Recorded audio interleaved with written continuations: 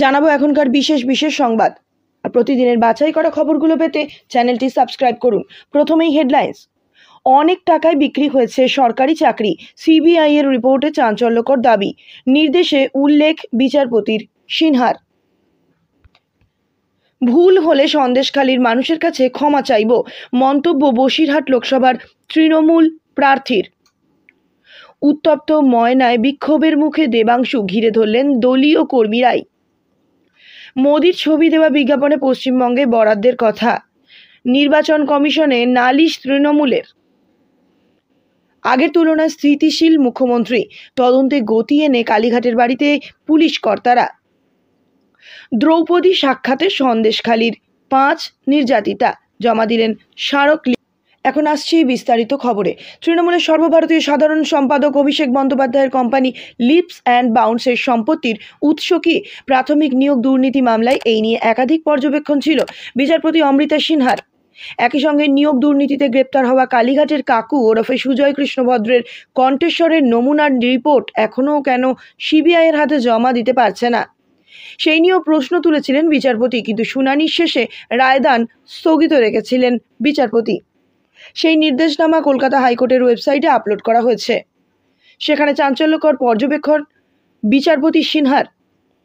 শুনানিতে সিল করা খামে রিপোর্ট দিয়েছিল সিবিআই ও ইডি। সেই রিপোর্টের ভিত্তিতে বিচারপতি নির্দেশে উল্লেখ করেছেন, সিবিআই রিপোর্টে উল্লেখ করেছে দুর্নীতির জাল মৌমাছির চাকের মতনই ছড়িয়ে রয়েছে। সেই বিষয়ে তথ্য ও প্রমাণ সংগ্রহ করার চেষ্টা করছে তারা। যে পরিমাণ টাকার দুর্নীতি হয়েছে তা দেখে চোখ উঠবে কপালে। সেই টাকা একাধিকবার হাত ঘুরেছে এক ব্যক্তির থেকে আর এক ব্যক্তি, এক দপ্তরের থেকে বিভিন্ন দপ্তর। এভাবেই দুর্নীতি জাল ছড়িয়েছে। ভিন রাজ্যেও সেই টাকা চালান করা হয়েছে। সরকারি চাকরিতে টাকার বিনিময়ে বিক্রি করা হয়েছে। তদন্তে যাতে কোনো রকম প্রভাব না পড়ে এবং বিঘ্ন না ঘটে, সেদিকে তাকিয়ে আপাতত সবটা নির্দেশে উল্লেখ করছেন না আদালত। বিচারপতি সিনহার নির্দেশে আরও উল্লেখ করেছেন, যত দ্রুত সম্ভব চার্জশিট পেশ করতে হবে, যাতে এই মামলায় নিম্ন আদালত বিচার পর্ব শুরু করতে পারে। না হলে অগণিত চাকরি প্রার্থীদের যন্ত্রণা বা আদালতের প্রচেষ্টা কিছুই কাজে আসবে না। সন্দেশখালী ইস্যু এখন টাটকা সাধারণ মানুষের মনে। সেই আবহেই বসিরহাট লোকসভা কেন্দ্রে প্রচারের থেকে এবার লোকসভা নির্বাচনে তৃণমূলের হয়ে প্রতিদ্বন্দ্বিতা করছেন ভূমিপুত্র তথা বসিরহাট সাংগঠনিক জেলা তৃণমূলের সভাপতি হাজী নুরুল ইসলাম। বিদায়ী সাংসদ নুসরত জাহানের জায়গায় তিনি এবার প্রতিদ্বন্দ্বিতা করবেন। আর এই কেন্দ্রের সন্দেশখালী বিধানসভা এবারের লোকসভার সবচেয়ে হট টপিক। ইটিভি ভারতকে দেওয়া একান্ত সাক্ষাৎকারে তৃণমূল প্রার্থী জানালেন, সন্দেশখালীতে গিয়ে সেখানকার মানুষের থেকে ক্ষমা চেয়ে নেবেন তিনি। তবে এতটাও কি সহজ হবে হাজী নুরুল ইসলামের নির্বাচনী লড়াই? সন্দেশখালী কাণ্ডের আবহে বসিরহাট লোকসভা কেন্দ্র থেকে জেতার ব্যাপারে কতটা আশাবাদী তিনি? লড়াই কতটা কঠিন? সন্দেশখালীর প্রভাব লোকসভা নির্বাচনে কতটা পড়বে? কিভাবেই বা তার মোকাবিলা করবেন তিনি? নুসরতের বিরুদ্ধে যে ক্ষোভ বিক্ষোভ, তা সামাল দিতে পারবেন কি? এই সমস্ত প্রশ্নের জবাবে হাজী নুরুল ইসলাম বললেন ইটিভি ভারতকে। সাক্ষাৎকারের শুরুতেই সন্দেশখালী মানুষের কাছে ক্ষমা চাওয়ার কথা জানালেন বসিরহাট লোকসভা তৃণমূল প্রার্থী। তিনি বলেন, দলের কোনো ভুল হয়ে থাকলে সন্দেশখালীতে গিয়ে সেখানকার মানুষের কাছে ক্ষমা চেয়ে নেব। মানুষকে বোঝাবো, বলবো আপনারা মুখ্যমন্ত্রীর উন্নয়ন থেকে মুখ ফিরিয়ে নেবেন না। সন্দেশখালীর মানুষের পাশে আমরা ছিলাম, এখনো আছি, ভবিষ্যতেও থাকবো। প্রথমবার সংসদীয় রাজনীতির লড়াইয়ের মঞ্চে অভিষেক হয়েছে দেবাংশু ভট্টাচার্যর। যদিও প্রচার পর্বের শুরুটা সুখকর হলো না জোড়াফুল শিবিরের যুবনেতার। শুক্রবার ময়নার নির্বাচনী কর্মসূচিতে উপস্থিত ছিলেন তমলুক লোকসভা কেন্দ্রের তৃণমূল প্রার্থী। দেবাংশুর প্রচারের আগেই ফের উত্তপ্ত হয়ে উঠল ময়না। ভাঙচুর করা হলো তৃণমূলের দলীয় কার্যালয়, ছেঁড়া হলো পোস্টার। অন্যদিকে দেবাংশুকে ঘিরে বিক্ষোভ দেখালেন তৃণমূলের কর্মীরাই। আজ সেই কার্যালয়ে উপস্থিত হন দেবাংশু ভট্টাচার্য। ময়নায় পৌঁছানোর আগেই দেবাংশুর নামে তৃণমূল কর্মীরা যে পোস্টার লাগিয়েছিল, সেই পোস্টার ছেঁড়া অবস্থায় রাস্তার ধারে দেখা যায়। কেউ বা কারা তাতে ক্রস চিহ্ন লাগিয়ে রেখেছিলেন। অন্যদিকে প্রচার চালানোর সময় দেবাংশুকে ঘিরে বিক্ষোভও দেখান ময়নার বাকচা গ্রামের তৃণমূল কর্মীরা। তাদের অভিযোগ, তারা বিজেপির ভয়ে বাকচা গ্রামে প্রবেশ করতে পারছেন না। দেবাংশু ভট্টাচার্য বলেন, বিজেপি দখল করা বাকচার কি অবস্থা দেখুন। বিজেপি গণতন্ত্র হত্যা করছে, সব মিলিয়ে লোকসভা ভোটের আগে ফের উত্তপ্ত ময়নার বাগচা।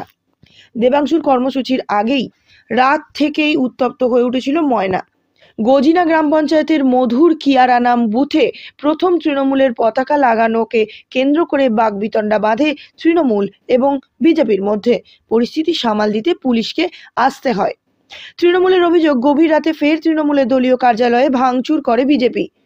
দলীয় কার্যালয়ে ভাঙচুরের অভিযোগ ওঠে উত্তম সিং এবং চন্দন মণ্ডল নামের দুই বিজেপি নেতার বিরুদ্ধে, যদিও যাবতীয় অভিযোগ অস্বীকার করছে বিজেপি। বিভিন্ন সংবাদপত্র খুললেই চোখে পড়ে সরকারি বিজ্ঞাপন। বিভিন্ন বাংলা দৈনিকেও দেখা যায় রাজ্য ও কেন্দ্রীয় সরকারের নানান ধরনের বিজ্ঞাপন। তাতে তুলে ধরা হয় একাধিক প্রকল্প বাস্তবায়নের কথা, বিভিন্ন কাজের খতিয়ান। নির্বাচনের আগে যা আরও প্রকট হয়। দিন কয়েক আগে সিপিএম এর মুখপাত্র প্রধানমন্ত্রী ছবি সম্বলিত একটি বিজ্ঞাপনকে ঘিরে বিতর্ক ওঠে তুঙ্গে। এবার কেন্দ্রীয় সরকারি বিজ্ঞাপন নিয়ে সরব হলো তৃণমূল কংগ্রেস।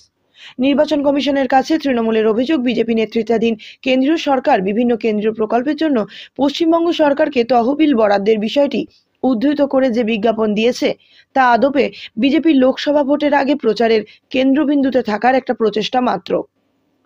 পশ্চিমবঙ্গের মুখ্য নির্বাচনী আধিকারিককে অর্থাৎ সিইও কে দেওয়া এই চিঠিতে তৃণমূল অভিযোগ করেছে, কেন্দ্রীয় সরকার সরকারি কোষাগারের ব্যয়ে কিছু সংবাদপত্রে বিজ্ঞাপন দিয়েছিল। ওই বিজ্ঞাপনে রাজ্যকে কোন খাতে টাকা দেওয়া হয়েছে তার বিবরণ ছিল। প্রধানমন্ত্রী আবাস যোজনা, 100 দিনের প্রকল্প সহ কেন্দ্রীয় প্রকল্পগুলি তুলে ধরে ওই বিজ্ঞাপনে জানানো হয়েছে। তাতে বলা হয়েছে, কেন্দ্র গত 5 বছরের পশ্চিমবঙ্গকে 5.36 লক্ষ কোটি টাকা দিয়েছে। রাজ্যের উন্নয়নের জন্য প্রতিশ্রুতিবদ্ধ হয়েছে। পাশাপাশি রাজ্য সরকারকে দুর্নীতি কমানোর জন্য নির্দেশিকা অনুসরণ করে সঠিক সুবিধাভোগীদের কাছে পৌঁছানোর কথাও বলা হয়েছে। বহুদিন ধরেই কেন্দ্রে বিজেপি সরকারের প্রতি তৃণমূলের অভিযোগ, রাজ্যকে বঞ্চিত করছে কেন্দ্রীয় সরকার।